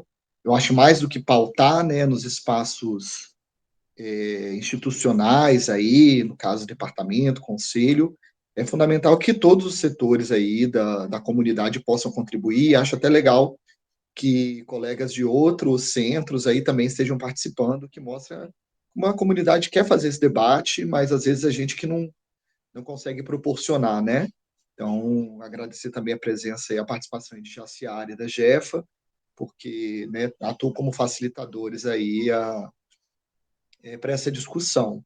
Eu participei de uma das reuniões que Jaciara mencionou enquanto representante do Sintufes, da onde saiu uma carta em que a gente apontou algumas inconsistências, né, da resolução, da proposta de resolução, e eu queria fazer mais alguns comentários sobre um desses itens, que a priori, assim, ele não parece o prioritário, ele aparece como o último, mas ele, do ponto de vista operacional, pode gerar prejuízo na aplicação da resolução. Tem acordo com todos os outros elementos que a Ciara já colocou, que Jefferson já colocou, mas eu acho que esse é um item importante, que é a necessidade não só da aprovação de uma resolução de cotas no concurso para docente, mas de revisão da própria resolução de concurso para docente, para viabilizar a realização dessa política. Aí isso é muito importante, Jefa, tanto você quanto a Aguinaldo, que são representantes do CCHN, estarem atentos para esse efeito, né, que precisa ter também. Por que isso, gente? Porque hoje o concurso da UFES para docente, ele tem como regra que só passa na primeira etapa, na prova escrita, 5 pessoas por vaga. Em geral, o concurso abre uma vaga, né? Esse, inclusive, é um dos problemas em relação à aplicação da lei de cotas. Então, quando a pessoa faz a prova escrita, vai para a prova didática, já passam 5. Isso é um filtro muito grande, que poderia gerar prejuízo na composição da lista de espera ao final do concurso, né? Então, só que essa regra, ela meio que veio para revisar uma resolução anterior em que não tinha um número mínimo. Passava a quantidade de pessoas que batiam o mínimo da prova, da nota da prova escrita. Então, acho que o corte era 7, então todo mundo que fez 7 ia para a prova didática. Com a resolução nova de concurso, passou a estabelecer não só o corte de nota, como também o quantitativo. Então, é importante que essa regra mude, para que possa passar um quantitativo maior para a segunda etapa, para a prova didática. Eu não tenho certeza de qual deveria ser a regra em relação à prova didática, eu acho que é uma coisa que o CEP tem que discutir, mas eu acho que o importante é que a lista final é que ela vai ter que cumprir a regra da lei do concurso, não a etapa inicial, né? Então, acho que essa é uma modificação importante, vai fazer efeito lá no final, na hora que for contar os títulos, né, que for estabelecer as ordens, e permite que os cotistas passem aí sem estar necessariamente disputando na cotovelada aí a vaga da ampla concorrência, que vai aparecer na sua lista e os cotistas na lista específica, né? Então, acho que esse é um elemento importante, Jefa e Aguinaldo, para ser também apontado quando essa discussão for feita no Conselho de Ensino, Pesquisa e Extensão, né? Então, é necessário voltar nessa resolução e revisar, porque senão ela vai ser o elemento formal de restrição e não aplicação da resolução. É isso. Seguimos aí com o Hélio e com a Ana e depois passamos a palavra para vocês, pode ser? Ok. Obrigado, Edinete. É só mais uma dúvida, pessoal, é o seguinte, do que eu entendi, eu fiz as contas aqui, como a professora Ana Cristina havia feito, lá no departamento de onde eu venho, apesar de eu não estar vinculado diretamente a ele, né, foram feitos 10 concursos depois de 2014, portanto, seriam 2 vagas, né, que eu estou entendendo. Então, Jaciara, a proposta assim, inicial fazemos concursos, 2 próximos para essas 2 vagas. Aí depois nós vamos para a regra, que é um rodízio e o balanceamento. Essa é a lógica? Oi, Jaciara. Vocês estão me ouvindo? Vocês estão me ouvindo? Sim, sim. É porque eu falei que ia passar para a Ana também, depois ela responde, tá, Hélio? Desculpa, então, okay. Ana, desculpa, passei na frente. Ok. Não, você estava inscrito antes da Ana, mas é porque agora a Ana fala e depois não, ela... então tá bom. Obrigado, tá bom? Eu fiz confusão, desculpa. Tá, ok. Ana. Não, então, eu acho que tem 2 coisas diferentes aqui, né? Uma seria esse quantitativo aí de 3 para 1. 3 vagas, sendo 2 livre concorrência e 1 cotista. Eu acho que é diferente quando a gente pensa assim, 20% por departamento. Acaba sendo diferente. Eu acho que sim. Eu queria que alguém respondesse um pouquinho melhor isso, se for o caso. Então, por exemplo, no nosso departamento, somos 18. 20% de 18 dá 3,6 vagas, ou seja, 4 vagas, né? Quando completarem essas 4 vagas, forem entrando, completou as 4 vagas, aí vem só concurso livre concorrência. Eu acho que é diferente o que eu estou falando, não sei, tá? A outra coisa, pessoal, é que surgiu uma sugestão ali de um professor do departamento de geografia de que a comissão de heteroidentificação que ela ficasse de responsabilidade da Progep e não do centro, tá?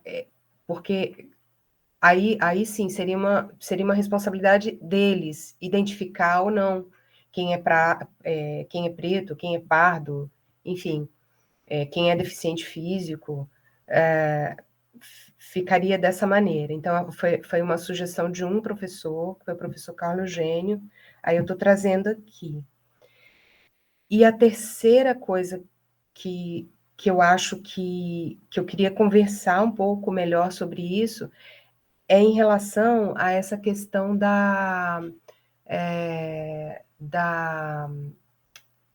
do corte. Eu acho que, a princípio, eu penso que tem que ter, sim, nota de corte. Eu não sei se eu entendi mal o que o Felipe colocou, entendeu? Mas eu acho que tem que ter, sim, nota de corte, tem que ter, sim, eliminatória.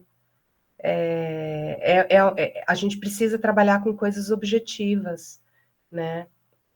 Conhecimento objetivo. A única forma que a gente tem é isso, é prova, e depois a prova didática, enfim, o que há de mais subjetivo aí é a pontuação de currículo, que é o final, que é a etapa final do concurso público. Então, não sei se foi isso que eu entendi, mas eu, pelo menos, a princípio, eu penso que deva ter, sim, nota de corte. Independente de qualquer coisa, eu acho que tudo que a gente falar hoje, amanhã, eu acho que vai ter que voltar para os departamentos para, sabe, para as pessoas opinarem novamente e decidirem, entendeu? Tá certo? Ok. João, então, nós faltando 20 minutos para terminar esse nosso encontro, então eu abro para o João. Na fala do João, eu encerro as inscrições, então, e aí depois passo para a Jaciara e para a Jeffa, tá bom? Então, na fala do João, quem quiser se inscrever, por favor, façam agora. João, pode falar. Bom dia, colegas. Eu sou João, professor no Departamento de Psicologia, estou na chefia do Departamento de Psicologia, e foi muito importante o debate, eu aprendi muito e entendi uma série de repercussões e efeitos que eu acho que são os suficientes para a gente pensar quão temerário é essa aprovação dessa resolução nesse momento, né? Então, eu queria até fazer uma questão aqui para a gente, em termos estratégicos, né? Qual que é o nosso posicionamento? Assim, não se trata só de colocar algumas emendas, algumas correções nessa minuta, nessa proposta, né? Eu não sei, eu não consigo avaliar, não consigo fazer uma leitura de como os outros centros estão se posicionando. Eu receio que eles não sei se eles estão fazendo esse tipo de discussão que a gente está tendo aqui. Então, assim, talvez o Agnaldo e a Jeffa, que estão lá no CEP, e talvez deem mais a temperatura desse debate lá, consiga nos ajudar a pensar o que seria estratégico nesse momento, em relação a essa resolução, independente desses muitos pontos que a gente precisa ajustar, né? Então, essa era a questão que eu queria deixar aqui para nós. Ok, João, muito obrigada. Felipe e Leonardo, e aí a gente passa para os palestrantes. Pode falar, Felipe. Então, eu pedi para falar de novo só por conta de duas questões. Uma que eu tinha me esquecido é que eu acho que essa regra, vamos dizer assim, da reparação, que já a Ciara deu destaque, eu acho que o Hélio fez uma pergunta agora há pouco, eu acho que ela poderia aparecer na resolução como algum tipo de disposição transitória, né? Então, considerando que há uma lacuna, né, há um atraso na aplicação, então, como disposição transitória, ela aparecer no final, permitindo uma aplicação, vou dizer assim, extraordinária, até conseguir buscar um equilíbrio da ocupação das vagas na universidade. Eu acho que isso talvez permitiria ter uma regra geral, mas que, por um certo período, todas as vagas da onde ficou tendo essa dívida aí vão sendo feitas como vagas reservadas. Eu acho que isso poderia dar mais segurança aí para a norma, ter um ponto dessa natureza. Agora, outra coisa que, em relação ao que a Ana colocou, Ana Cristina, eu não estava me referindo, Ana, a algum tipo de crítica ao corte que tem na prova escrita ou na prova didática. O que eu estava dizendo é que não há nenhum impedimento, do ponto de vista legal, para que passem mais do que 5 pessoas da primeira para a segunda etapa, e da segunda para a terceira etapa do concurso para docente. É disso que se trata. Por que só passam 5 da prova escrita? Por que só passam 5 da prova didática? Isso só é assim porque a norma da universidade estabelece isso. Porque a lei só obriga um quantitativo dos classificados no resultado final, naquele que vai para diário. Então, o que eu estou dizendo é que a regra do concurso para docente da UFES, ela deveria, para conseguir contemplar a questão das cotas, ela tem que ampliar essa possibilidade de aprovados nessas etapas que são eliminatórias, né, na primeira e na segunda etapa, que é a prova escrita e a prova didática. De modo que, quando chega lá na frente, na composição da lista, nós temos mais pessoas aptas, se tiver um desempenho na prova, aptas para poder, né, de acordo com os critérios finais ali, ela ser classificada na primeira, na segunda, na terceira posição, seja na lista de ampla concorrência, seja na lista da reserva. Né? Agora, se faz o corte lá na primeira etapa, aí essas possibilidades elas estão mais restritas. Então, era disso que eu estava me referindo, posso não ter expressado bem. É isso. Ok, Felipe. Agora o Leonardo. Obrigado, Ednete. Bom dia a todos vocês. Bom dia. Bem, eu quero voltar um pouco aqui na fala da Ana e na fala do Hélio, porque eu entendo que a resolução tem que ser clara para todo mundo, para não ter problema de dupla interpretação ou viés distintos. E nós sofremos muito sobre isso nas resoluções da UFES. Eu acho que tem várias resoluções que elas permitem interpretações das mais variadas possíveis. E eu quero discutir sobre o aspecto quantitativo. Pelo que eu estou entendendo, Jaciara, eu acho que a sua proposta, que foi o que eu entendi que a Ana falou, Ana Cristina, sobre as vagas que já foram feitas concursos, sobre as vagas passadas, nós vamos fazer o levantamento desses concursos que foram feitos e 20% dessas vagas que não foram destinadas a cotas seria a título de reparação. Bom, agora, feito os concursos para reparação, feito o concurso para reparação das vagas que foram surgidas, se no departamento continuar ainda com menos que 20% de representantes negros no departamento, eu continuo, então, com o concurso para reserva, para cotas. Eu reparei o passado, reparei as vagas surgidas, mas no meu departamento ele ainda continua com um percentual inferior a 20% dos professores. Aí eu continuo com concurso destinados a cotas. É isso, Jaciara? Só quero entender se está claro no entendimento. Obrigado, Ednete. Ótimo, Leonardo, muito bom. Vou passar agora para a Jaciara e a Jefa para falar aí a respeito dessas perguntas todas. Jefa, continuamos no esquema? Então, o Ebert e tanto o Leonardo falaram pontos que são cruciais. A resolução ela tem que ser entendida por qualquer pessoa dentro e fora da universidade. Né? Eu acho que isso é ponto pacífico. Né? Skinner falou da implementação, né? Então ele resolveu essa coisa, e Cristina e o Leonardo também. Esse acordo que foi feito com o STS, CGU, AGU, esse acordo foi que nós tivéssemos 3 vagas, 2 para ampla concorrência e uma para cotas. Né? E aí a gente mexe como a gente quiser. Você disse que você fez as contas e não deu os 20%. Né? Então, assim, a gente vai trabalhar até se chegar aos 20%, mas a princípio a gente trabalharia com essas 3 vagas, as duas primeiras, né?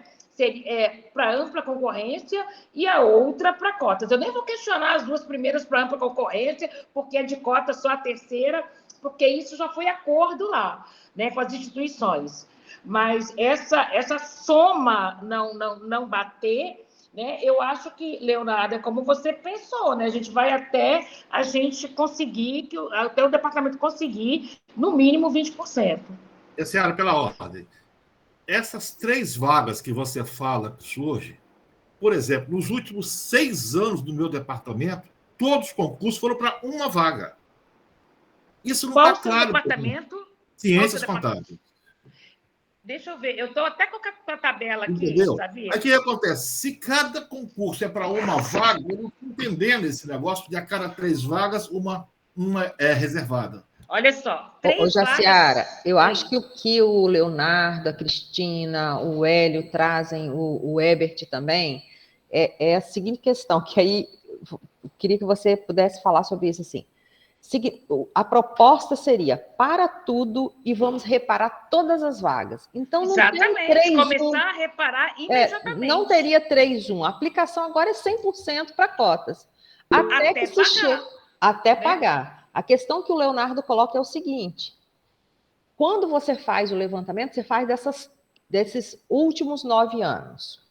Ocorre que, mesmo entrando todas as vagas que deveriam ter sido feitas nesses 9 anos, a soma depois, o quantitativo, não atingiu 20%, suponhamos, né? No total de professores que nós já temos aí no departamento.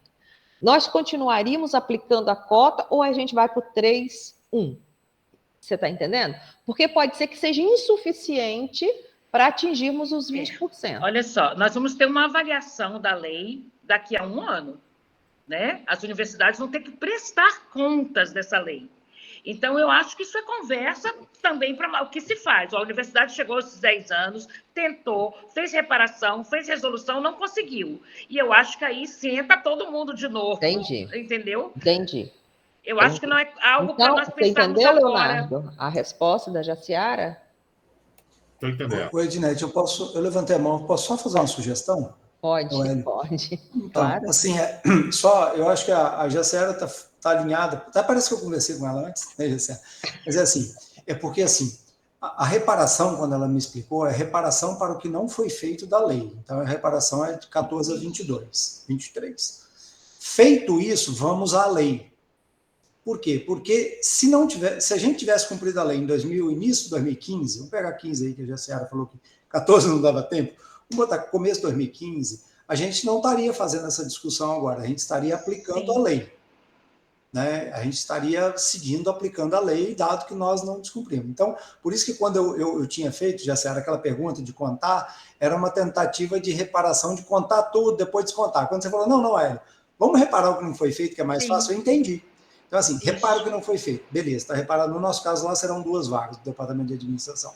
As 2 primeiras são, tá reparado? Tá. Agora nós vamos para a lei. A terceira vaga, a próxima vaga, a terceira que vier, é lei. Então, vamos imaginar que seja... Contábeis, por exemplo. Estou vendo aqui na minha tabela, contábeis teve 3 vagas. Então, vocês estão devendo uma só. Então, provavelmente, os próximos 2 vagas serão para cotas. Vocês só estão devendo uma. Ok. Que deveria ser 2 para ampla concorrência e uma da cota. Vocês colocaram as 3. Jaciara, mas a questão é o seguinte, eles fazem uma para cotas. Qual o total de professores que eles têm aí? Essa questão, eu não sei qual o total de professores que eles têm. Quantos professores? 30. Ocorre que desses 30... Temos 30 professores, 3 professores... Não, gente, mas olha só, eles não têm que ter 20% até a lei, até os 10 anos da lei. tem que cumprir, a partir do primeiro ano, 20%. A gente não sabe se no final dos 10 anos, obrigatoriamente, você não tem que chegar ao final dos 10 anos com 20% de professores negros na universidade, não. Mas pode haver uma avaliação sobre isso, né? Sim, e vai haver uma avaliação, né? Mas não é uma avaliação nossa, vai ser uma avaliação mais ampla, entendeu? Porque o que a lei quer, de 2014, você tem que provar que você realmente, 20% das vagas de 2014... Foram destinadas, né? Foram destinadas. Se no final de 2024 vai haver 20% de professores negros e negras e o percentual de deficientes aí é outra coisa. Tá bom. Entendeu, Leonardo e Hélio? E Ana, nós estávamos com a mesma dúvida. Eu entendi, concordo com ela, acho que é isso mesmo. Tem uma questão que vai ser a urgência. Quando se abre um concurso público, é para entrar alguém, entendeu? E aí, se não passar ninguém da cota, se não passar ninguém que se autodeclarar deficiente físico, preto, pardo, índio, o que vai acontecer é que vai ter que entrar alguém da livre concorrência. Por isso que é importante ter pessoas negras e deficientes na banca também, né? Isso é importante. A banca, eu ouvi você falando, né? Eu acho interessante, sim, como uma recomendação. Acho que não dá para engessar muito. Como uma recomendação. Mas, assim, não dá para engessar muito, porque as bancas estão muito limitadas. Por exemplo, hoje, não pode ser da mesma banca cônjuge. Então, já começou a limitar aí. Então, tem várias... Não pode ser da banca um professor que orientou um estudante, sabe? Então, as limitações são imensas, né? A banca tem que ser presencial, inclusive. O custo disso é imenso. Então, gente, eu penso o seguinte, a gente tem que começar. A gente tem que começar a reparação, e os problemas que forem surgindo, a gente vai... Infelizmente, agora a gente tem que trocar o pneu do carro com o carro andando. Né? Porque nós estamos atrasados em 9 anos. Não, indígenas e trans não estão contemplados porque não há legislação. O senador Paim pretende ampliar. Isso.